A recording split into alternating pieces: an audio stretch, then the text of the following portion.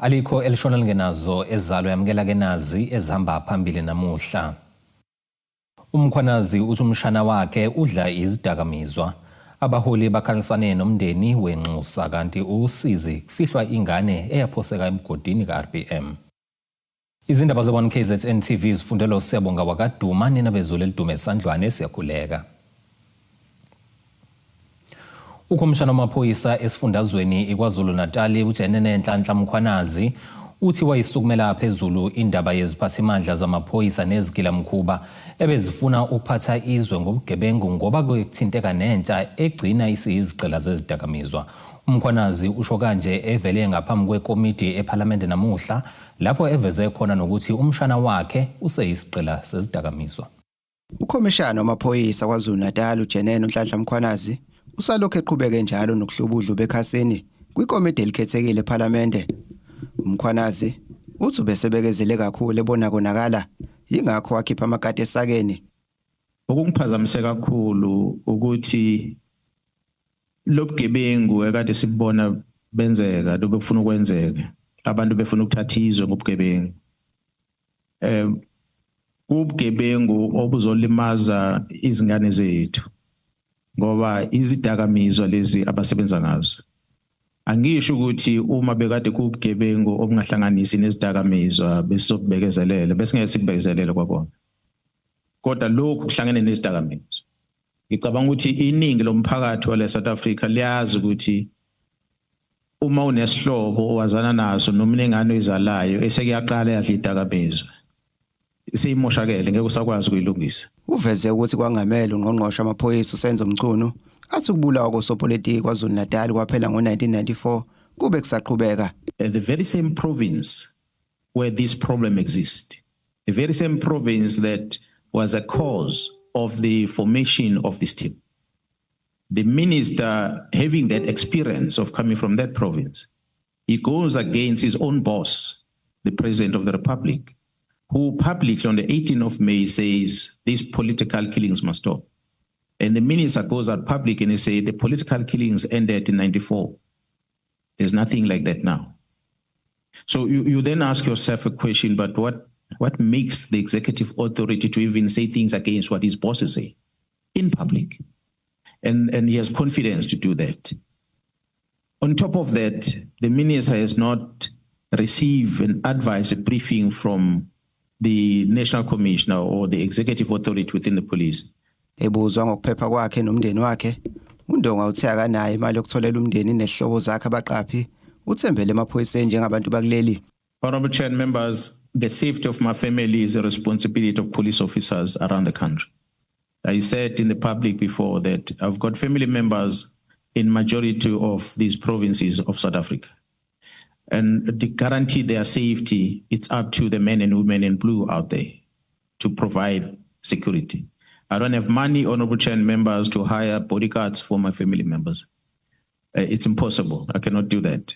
So their safety can only be guaranteed by men and women in blue that are out there that's supposed to protect everyone else. Izindabeni ze-1 KZN TV kubika uSiphamadla Gumede ngiseRichards Bay. Abaholi abahlukene balokhu bengene njalo ukuzobhonga emswaneni ekhaya kaloyo owabe elinxusa laseningizimu Afrika kwelaseFrance uNathi Mthethwa. Selokhu ke kuvele izindaba zokudlula kwakhe emhlabeni ngesonto ledlule. Laba ke bazwakalisa ukudumala kwabo ngokudlula emhlabeni kukaMthethwa kungazelele. Undunankulu wesifundazwe kwaZulu Natal uThami Ntuli neCabinet lesifundazwe bahambele kumndeni walowo belinxusa lakulele eFrance uNathi Mthethwa ongasekho kulandela kokushona kwakhe ngesonto ledlule. uNtuli uthi ke bebezohlanganisa amehlo nomndeni ngomuka obavelele.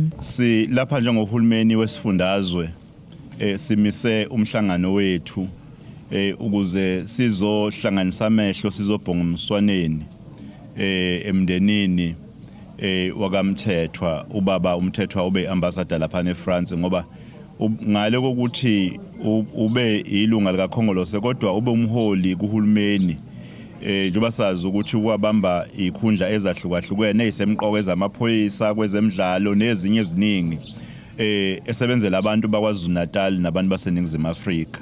siboneke kufanele ukuba sizohlanza amehlo sibonge nathi emswaneni. Sithoza kakhulu ukuthi umongameli wezwe inkonzo yakhe usekwazile ukuba sibhalelwe saziswe ukuba kuzoba umngcwabo kahulumeni osesigabeni sesibili.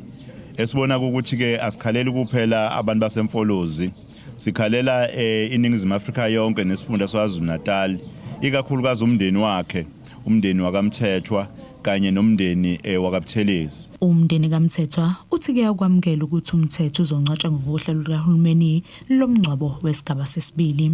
Umuntu akabonge ithuba elivela kuhulumeni ngokuthi umngcwabo uzoba sezandleni kahulumeni esigabeni sesibili.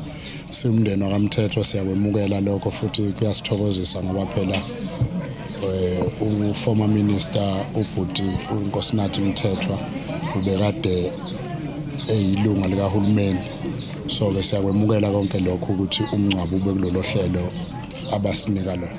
Amalunga lomndeni sikhuluma nje asendleleni elibangise France ukuyolanda isidumbu nokulindele ukuthi ke babuye ngosuku lwangolwesihlanu, njengoba ke uMthethwa kulindele ukuthi abekwe endlini yakhe yokugcina ngosuku lwangesonto enkundleni yezemidlalo iSiyabonga Sangweni Sports Street eDondotha.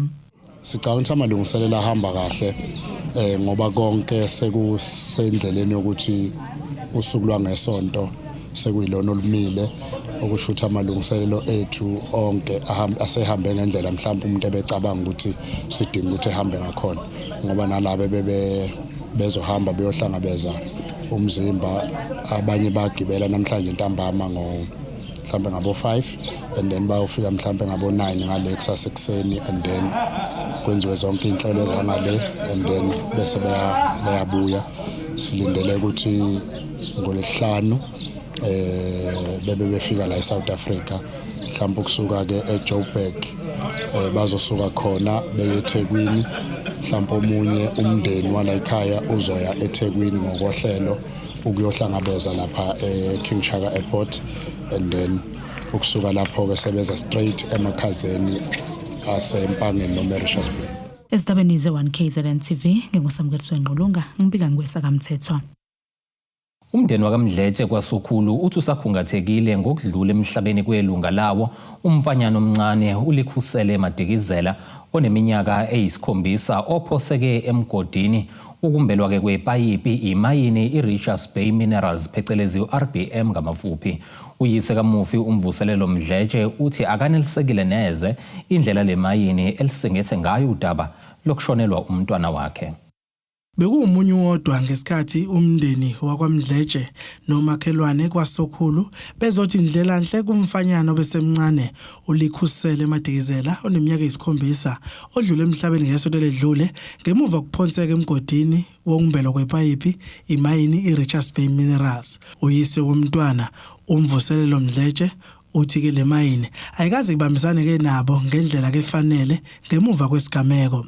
Kunzima kakhulu, bengazi ukuthi mhlawumbe ngaze ngithi ngihlanganisa abantu ngibahlanganisa kabuhlungu kanje, bengakulindele lokho, kodwa ke ngoba sekwenzekile nami ngeke ngize ngikuvimbe, kwenzekile, kodwa ke ngiyakhala kakhulu ngendaba kaRBM, ngiyakhala kakhulu. Ngeke ngize ngithi ngiyabonga usizile lapha nalapha, khona lapha bangenzanga khona kahle kimi, sengigcine ngaze ngacwila ngisho ey'kweletini ngapha nangapha ngokuthi ngithathe na transport from Eastern Cape.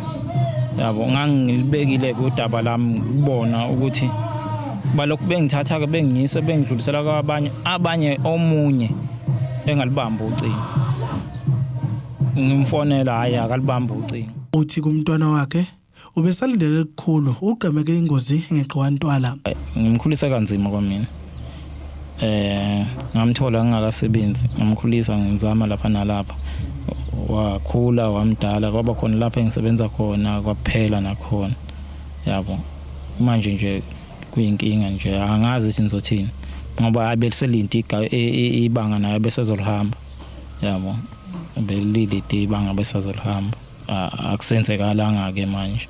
Umndeni wakwaMdletshe uthi ufisa kuRBM wenze kubulungiswa. Umuntu okuyena yena olimale kakhulu, uma wengane nobaba wengane. Ebengathi ngokwesifiso somndeni njengoba eke wachaza ngaphambilini ukuthi ubekade esebenza kwase kwaphela la kade esebenza khona.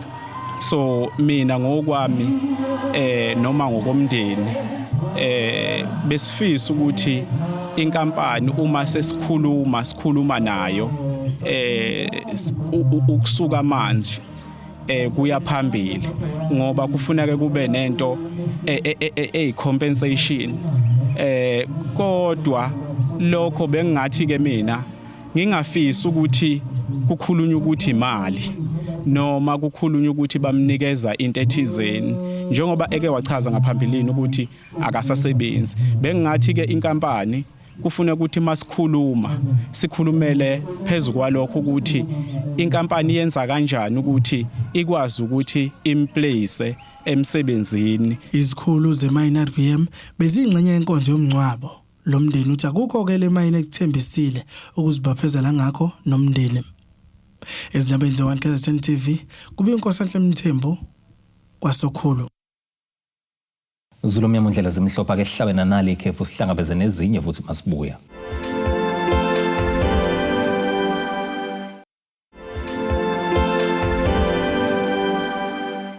Ake sivele sikubingelele siphinde sikwamukele mekukuthi ke usanda kubukela izindaba zethu nazi ke ihloko zamaphambili namhlanje.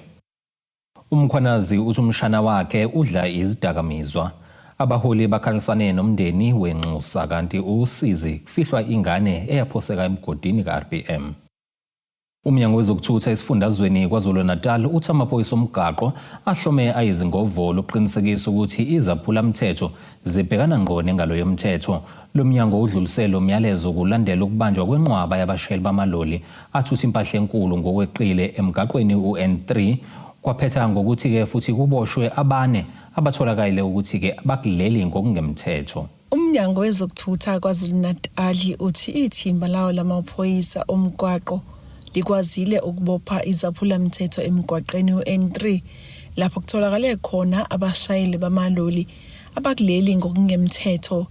Okhulumela lo mnyango undaba ezinhle Sibiya uyanaba. Ithimba lisebenza ukukhulu kuyikhandla la Road Traffic Inspectorate selivundulule umkhonyovu omkhulu kakhulu njengoba selibophe ama-truck awu-14 athwala impahla enkulu. Ungqongqoshe uyakuveza ukuthi umbhidlango icampaign #nenzani la ezweni operation iyona lesiyenza ukuthi ithimba la RTI libopha abokufika abangaphezulu kwa7 lapha ku-N3 emkhondeni. Ungqongqoshe uyakuveza ukuthi lama truck la awu-14 asephawundiwe akhona lapha emkhondeni kanti kunempahla ethwelwe lama truck engazange ize yaziswe ukuze ikhokhelwe.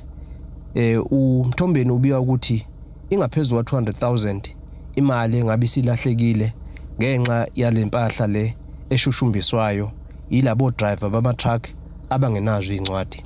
uSibiya uthi umkhankaso wabo uvimbe uhlelo beliqhubeka oluphula umthetho. Uyakuveza umthombeni ukuthi ibalelwa phakathi ka2 million ka3 million imali elahlekayo engabe yakwa South African Revenue Services ngenxa yalomkhonyovu owenziwa o-driver bama truck abangenazo incwadi. Uyakuveza umthombeni ukuthi o-driver abawu4 abaseMalawi, abawu2 abaseZimbabwe, oyedwa waseZambia. Uyaqhubeka uthi umthombeni ama companies okuyiwona aphethe lama truck kuzoba nomkhankaso ukuthi aziswe umphakathi waziswe ukuthi imaphi lama companies awakuphi nendawo ubani abama owner. Lokho akubiza ukuthi i-naming and shaming. Abashayeli bamaloli bangaphandle bavele enkantolo yeMantshi eMgungundlovu namuhla lapho kusola khona ukuba abanazo izimvume zokuba kuleli. Ezindabeni zo-1 KZN TV ngo-Ayanda Dubens eMgungundlovu.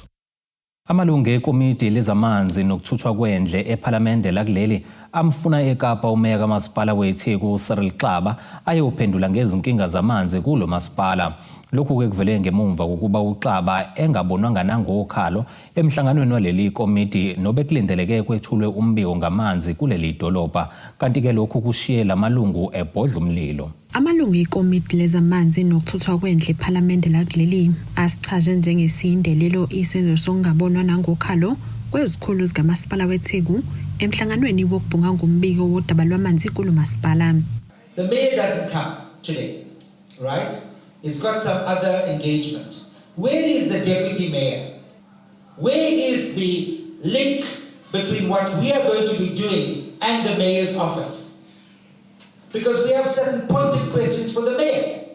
And the fact that the mayor is not here today is a clear indication that the mayor is not taking the work of this committee and this oversight seriously. It is a very clear indication when there is a loss of money. The mayor doesn't care. He does not care. We have a crisis. None of you are going to answer us, but you're going to give us a report that you are going to that you have given your mayor, and your mayor must account to us as to what kind of political decisions, the kind of direction that he has taken as an executive authority. None of you can do that. Leli komiti biliso uhambeni lwezinsuku ezimbili lokuhlola iziphehlimanzi ezahlukene kwaZulu-Natal nalapho ke beshayisane khona nalembibizane ebashiye bebhodla umlilo njengoba ke bethi leli dolobha linomlando omubi odabeni lwamanzi. Alithi idamesana hamba ngalani. Umngeni wothi uyawenza umsebenzi wawo. Indaba ila eThekwini. Ngenxa yale corruption ekhona la yamavakekani. Mina ngokwamshe ngemvume yakho. Mina ngibona yini esihlalela kule meeting. Sokhuluma ngamakhonsela nawo athukwayo. Kuthiwa yafail wenza umsebenzi. Ngenxa kaMeya namhlanje uMeya engabukhona sibuza imibuzo asitshele la inenkinga khona simlekelele as member of parliament. Kuvele ukuthi iTheku lihola yonke imikhandlu ngokuba nomthamo wamanzi amoshika kungenasidingo. eThekwini only uses about 1,100 megaliters, so it's 500 megaliters less, but they use 500 million liters of drinkable water a day. It is by far the worst of the metros when it comes to water losses. And as was raised, this is a very important economic hub. It's a very important municipality in the country. And what we found across most of the municipalities is the Department of Water and Sanitation is having to step in above and beyond its responsibility because the municipalities do not appear to be taking this seriously. Leli komiti livumelene ngokuthi ke imeya kuzomela ke iyosiphendulela ePhalamende. We recommend that the executive mayor and the mayoral committee be summoned to Cape Town because we came here, we use state resources here. This can be an expensive utility. Ezindabeni ze-1 KZN TV kubika uNtomkhona Mvubu ngiseThekwini. Ophakanyiselwe esikhundleni sokuba umeya kumasipala womkhandlu ekuruleni uXolani Khumalo uthi angeke uphazamise kumsebenzi wakhe wokulwa nezidakamizwa njengoba esengene kwipolitiki. uKhumalo usho kanje kwingxoxo ekhethekile neziko lezindaba ngohlelo lwezokuxhumana lwesimanje. Kwingxoxo ekhethekile noKhumalo uchaze kabanzi ngezindawo akhulele kuzona, imisebenzi ayenzile kwaze kwafika ekutheni angene kwipolitiki. uXolani Khumalo uzalelwa eThembisa, ukhulele khona, then ngifundile ke in various schools ngoba besihamba sihlala, you know. Then ngasebenza emayini, then imfundo yami engaphezulu ngenza ama certificates amaningi ku-mining, then ngagcina ngale explosive engineers. So kupolitiki into engiqala ukungena manje, kodwa ubu-activism into ebekade ngayiqala. So this is just an expansion yalo msebenzi obekade ngoyenza engisaqhubeka ngoyenza. Echaza ngokungena kwipolitiki uthi ngoba ufuna ukwandisa umsebenzi owenzayo ukulwisana nezidakamizwa emphakathini kanye nokwakha imiphakathi ephephile engenabo ubugebengu. Nami lezi zinto ezenzakalayo bezingi-affecta bengomunye wabantu abacomplainayo ukuthi government yenzani so ngithatha isinqumo ukuthi phela angeke udlale ibhola uhlele kuma grandstands mafuna ukukora igoli kumele ungene egroundini ukwazi ukudlala ibhola ukwazi ukuwinisa team so into engiyenzayo le ukuthi sengikhathele ukuba kuma grandstands or noma nokuba ne-impact encane sengifuna ukuba ne-impact enkulu ukubonakala ukuthi the safer city and the drug and crime free city it's possible and ukudeliver ama-services to abantu kulula akusilento difficult because you find people explaining bakunika ama-explanations amaningi as if lento yokudeliver ama-services rocket science. It's not rocket science, you just have to do what you have to do. uKhumalo uthi imikhankaso yabo izobe igxile kakhulu ekubuyiseni isithunzi sezwe nelingenabo ubugebengu kanye nokukhipha ulusha kwizidakamizwa. The only thing we want is to see South Africa engcono for abahlali base South Africa.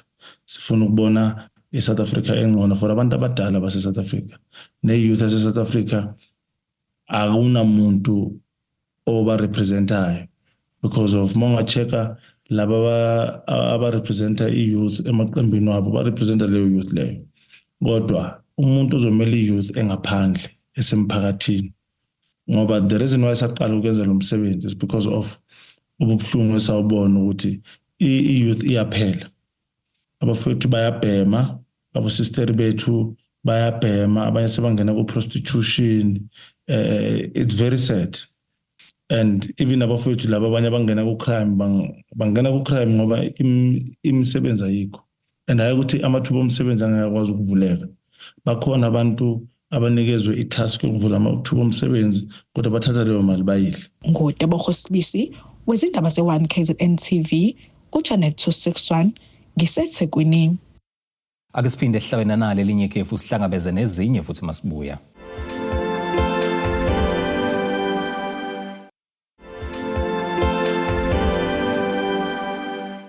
Ake siphinde sikubingelele sikwamukele ngokuthi usanda kubukela izindaba zethu nazi ihloko esifulosa ngazo namhlanje. Umkhwanazi uthi umshana wakhe udla izidakamizwa. Abaholi bakhalisane nomndeni wenxusa kanti usizi kufihlwa ingane eyaphoseka emgodini ka-RPM. Kuleli qophela ke singene sijule engosini zomnotho. Irandi lakuleli li 17 rand 26 cent uma liqhathaniswa nedola laseMelika libe u23 rand 11 cent uma liqhathaniswa nopondo seBrithani liphinde libe u20 rand 4 cent uma liqhathaniswa neeuro lase-Europe. Igolide ke lona lingu $4,028 i-ounce kuthi welo ngahluziwe ube $65.45 umphongolo. Ake sikubhekele ngosini yezemidlalo.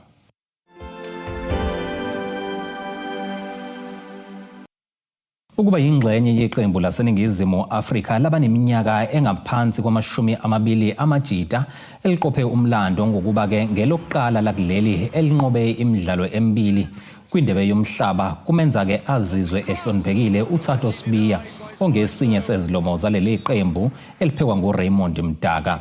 Amajita agile izimanga emidlalweni ke wokugcina kaGroup E wendebe yomhlaba yabaneminyaka engaphansi kwama-20 eqhubekayo eChile ngokuguqisa ke ngamabili kwelilodwa i-United States of America engelinye ke lathwelwe ngeqoba ukudla lesicoco.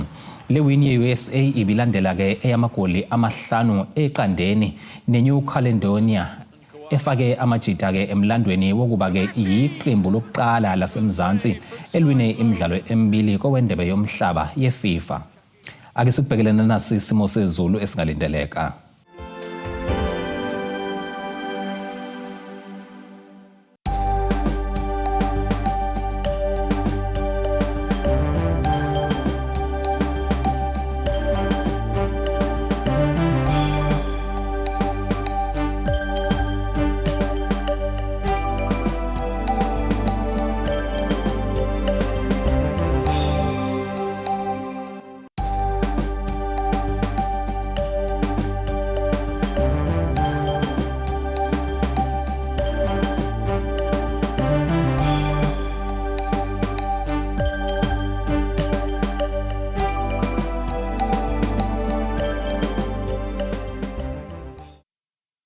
omnyama undlela zimhlophe ngiyaziguqisa-ke bese kuphathele zona namhlanje sihlangabeze noma kanjani futhi kusasa ngesikhathi esifanayo.